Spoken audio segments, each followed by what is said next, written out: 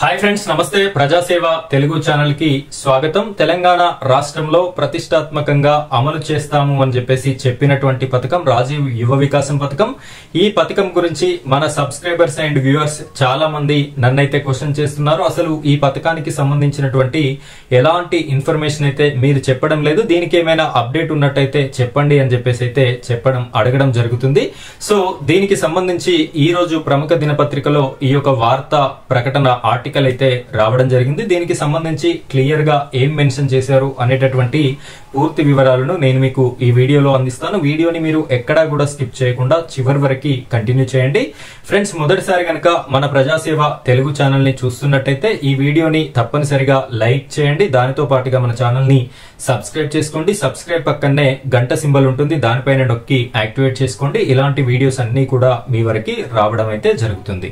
అయితే తెలంగాణ రాష్ట్ర ప్రభుత్వం ముఖ్యమంత్రి వర్యులు ఈ యొక్క స్టూడెంట్స్ ఎవరైతే ఉన్నారో వారికి ఉపాధి అవకాశాలు మెరుగుపడాలి అని చెప్పేసి ఈ యొక్క రాజీవ్ యువ వికాసం స్కీమ్ ద్వారా లబ్ధి పొందాలి అని చెప్పేసి ఈ స్కీమ్ అయితే ప్రతిష్టాత్మకంగా రాజీవ్ గాంధీ పేరు మీద తీసుకొని రావడం అయితే జరిగింది.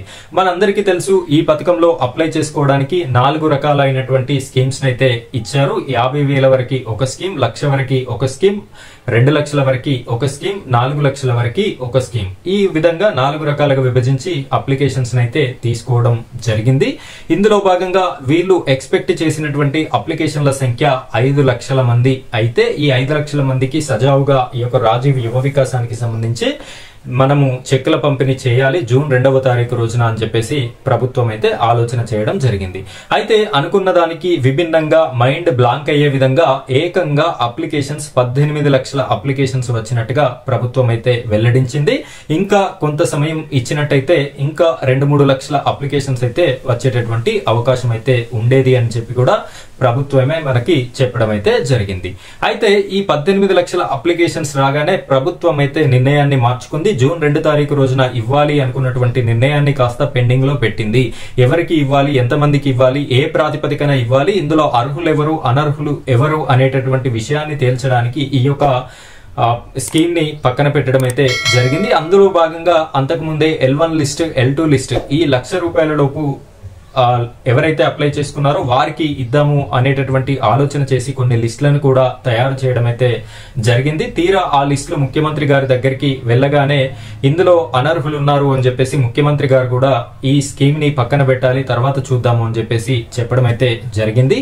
అయితే ఇప్పుడు ఈ ఆర్టికల్లో మెన్షన్ చేసినటువంటి విషయాలు ఇవి. దీనితో పాటుగా స్థానిక సంస్థల ఎన్నికలు దగ్గరలోనే ఉన్నాయి. ఇంకొక వారం 10 రోజుల్లో నోటిఫికేషన్ కూడా వచ్చేటటువంటి అవకాశం అయితే ఉంది.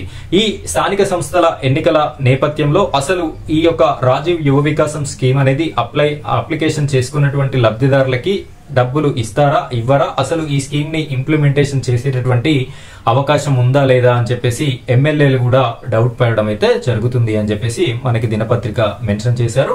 దీనికి సంబంధించి మాక్సిమం స్థానిక సంస్థల ఎన్నికలు అంటే సెప్టెంబర్ 30 తర్వాతనే ఏదైనా ఆలోచన చేసేటటువంటి అవకాశం అయితే కనిపిస్తుంది. అంతకు మించి ఆ లోపైతే ఎలాంటి ఆలోచన కూడా రాజీవ్ యువ వికాసం స్కీమ్ కి సంబంధించి చేసేటటువంటి అవకాశం అయితే లేనట్టుగా మనకైతే తెలుస్తుంది. ఫ్రెండ్స్, ఈ రాజీవ్ యువ వికాసం స్కీమ్ కి సంబంధించి ఎలాంటి చిన్న ఇన్ఫర్మేషన్ ఉన్నా కూడా మన వాట్సాప్ గ్రూప్ లో నేను మీకు చెప్పడం జరుగుతుంది.